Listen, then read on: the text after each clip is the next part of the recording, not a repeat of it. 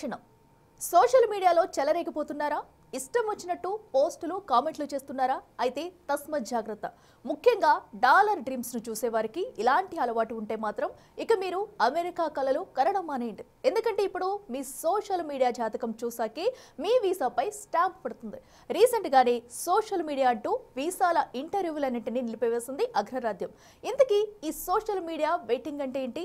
దీని impact Indians పై ఎలా ఉంటుంది?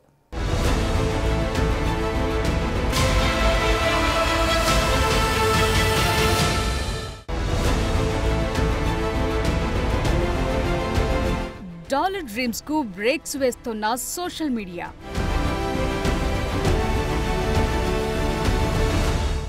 H1B వీసాల ఇంటర్వ్యూలన్నీ రీస్కెడ్యూల్.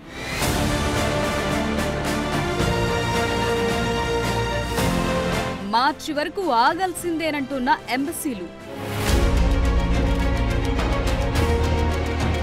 పోస్టులతో రెచ్చిపోయే వారిలో మొదలైన టెన్షన్.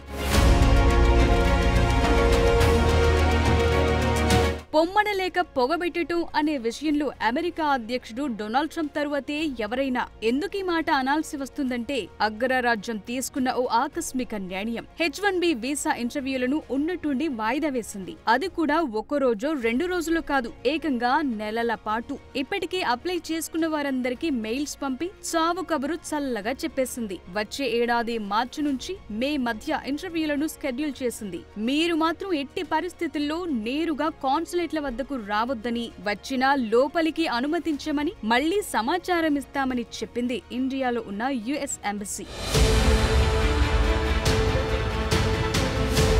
H1B వీసాలు మాత్రమే కాదు, H4 వీసా కోసం అప్లై చేసుకున్న వారిది కూడా సేమ్ సిట్యుయేషన్. డిసెంబర్ 15న ఇంటర్వ్యూలు ఉన్నవారికి మార్చిలో, డిసెంబర్ 19న ఇంటర్వ్యూ ఉన్నవారికి ఏకంగా మే వరకు వాయిదా వేసినట్టు చెప్తోంది అమెరికా. వాయిదా వేశారు సరే, మరి ఎందుకు ఈ వాయిదా అంటే ఓ ఇంట్రెస్టింగ్ రీజన్ చెప్తున్నారు అధికారులు. అప్లై చేసుకున్న వారి వల్ల అమెరికాకు ఎలాంటి భద్రతా ముప్పు ఉండదని నిర్ధారించుకునేందుకే ఈ వాయిదా అంటున్నారు. సింపుల్ గా చెప్పాలంటే సోషల్ మీడియా వెట్టింగ్ అని చెప్పొచ్చు.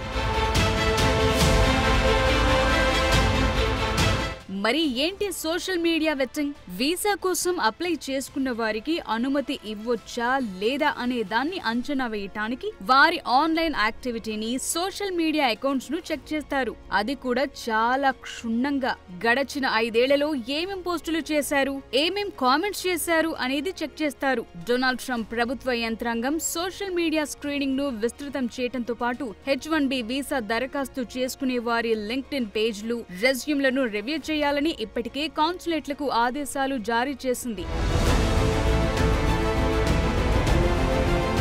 పైకి అలా చెప్తున్నారు కానీ ఇన్స్టాగ్రామ్, ఎక్స్, లింక్డ్ఇన్ మరేదైనా సోషల్ మీడియా ప్లాట్ఫామ్స్ ను చెక్ చేసే అధికారం అధికారులకు ఉంటుంది. అలా వారికి చెక్ చేసే అధికారం ఇస్తేనే మీ అప్లికేషన్ ప్రాసెస్ అవుతుంది, లేదంటే మొదట్లోనే రిజెక్ట్ అవుతుంది. ఇక అలా పర్మిషన్ ఇచ్చిన తర్వాత కూడా మీ ఫీడ్ లో వారికి నచ్చని కాంటెంట్ కంటపడితే ఇక మీ డాలర్ డ్రీమ్స్ కు చెక్ పడినట్లే.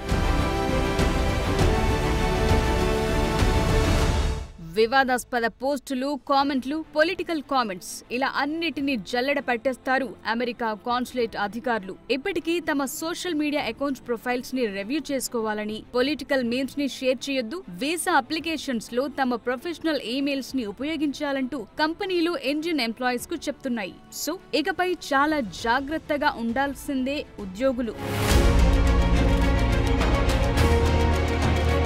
మామూలుగానే మన ఇండియన్స్ ఫ్రీడమ్ ఆఫ్ స్పీచ్ ను చాలా బాగా వాడతారు. ఎదుటి వారి మనోభావాలను అస్సలు పట్టించుకోకుండా కామెంట్లతో రెచ్చిపోతుంటారు. ఇక పొలిటికల్ పార్టీల విషయానికొస్తే అది తప్ప ఒప్ప అనేది పక్కన పెట్టి మరి నచ్చిన పార్టీ కోసం ఎంతకైనా తెగించి పోస్టులు పెట్టడం, అసభ్యకరంగా కామెంట్ల వర్షం కురిపించడం అనేది చాలా కామన్. ఇందులో తెలుగు రాష్ట్రాలకు చెందిన వారు ఒకాకు ఎక్కువే చదివారు. అందులో ఏపీకి చెందిన వారైతే ఇక చెప్పనక్కర్లేదు. అంబాజీపేట నుంచి అమెరికా వరకు తమ పొలిటికల్ ఒపీనియన్స్ ను రుద్దేస్తూ ఉంటారు. మరిప్పుడు వీరందరి పరిస్థితి ఏంటనేది అస్సలు అర్థం కాని విషయం.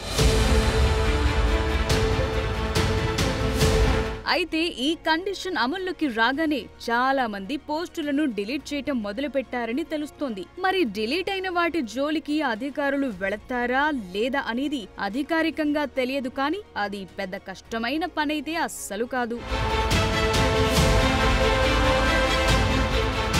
మొత్తానికైతే ట్రంప్ అడ్మినిస్ట్రేషన్ పుణ్యమా అని ఇప్పుడు డాలర్ కలలు కనేవారికి నిద్ర కరువైందనే చెప్పాలి. H1B కొత్త వీసాల ఇంటర్వ్యూలతో పాటు రెన్యువల్ చేసుకునే వారికి కూడా ఇవే నిబంధనలు వర్తిస్తుండటంతో అమెరికాలో ఉండటమా, తట్టాబుట్టా సర్దుకుని రావటమా అనేది అర్థం కాని విషయం.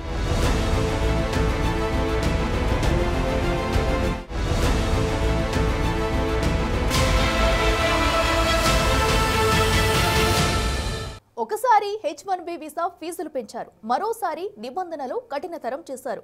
ఒకసారి పొమ్మంటారు, మరోసారి మీరు లేకపోతే ఇక్కడ చాలా కష్టమంటారు. ఇంతకీ ట్రంప్ ఎంట్రీ తర్వాత అగ్రరాజ్యం ఇలా వలసలపై ఎందుకీ చర్యలు తీసుకుంటుంది? అసలు ట్రంప్ లక్ష్యం ఏంటి? ఈ సోషల్ మీడియా వెట్టింగ్ జస్ట్ ఒక చర్య మాత్రమే. ముందు మరింత సినిమా చూపించబోతున్నారా?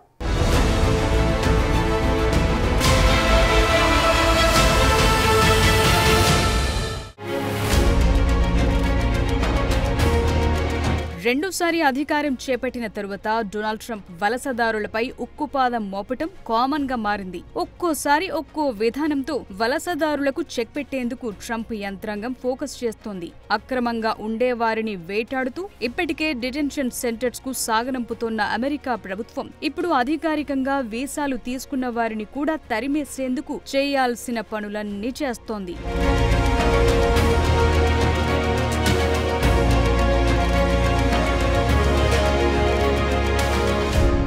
ఈ ఏడాది జనవరి నుంచి ఇప్పటి వరకు ఏకంగా 85,000 వీసాలను రద్దు చేసింది ట్రంప్ యంత్రాంగం. ఇది అఫీషియల్ గా స్టేట్ డిపార్ట్మెంట్ చేసిన అనౌన్స్మెంట్. ఇందులో 8,000 మంది స్టూడెంట్స్ ఉన్నారు. డ్రంక్ అండ్ డ్రైవ్, చోరీ లాంటి సాకులను చూపిస్తూ వారి వీసాలను రద్దు చేసి డిపోర్ట్ చేశారు. చిన్న తప్పులు చేసి పట్టుబడితే చాలు ఏకంగా వీసాలను రద్దు చేస్తూ సాగనంపేస్తున్నారు. ఓవైపు ఈ పనులు చేస్తూనే H1B వీసా ఫీజును ఏకంగా $1,00,000 పెంచేసిన విషయం తెలిసిందే. దీంతో వీసాదారులంతా లబోదిబోమనే పరిస్థితి. ఇప్పటికే H1B వీసా రెన్యువల్స్ భారీగా తగ్గిపోయాయి. నిజానికి H1B వీసాలు పొందేవారిలో 70% మంది భారతీయులే ఉంటారు. ఇక H4 వీసా తీసుకునే వారిలో 90% మంది కూడా మన భారతీయులే. అంటే ఈ నిబంధనల ఇంపాక్ట్ భారతీయులపై ఏ రకంగా ఉంటుందో ఊహించుకోవచ్చు. ఇదే తలనొప్పి వ్యవహారం అనుకుంటున్న సమయంలో సోషల్ మీడియా వెట్టింగ్ ను తీసుకొచ్చింది ట్రంప్ ప్రభుత్వం.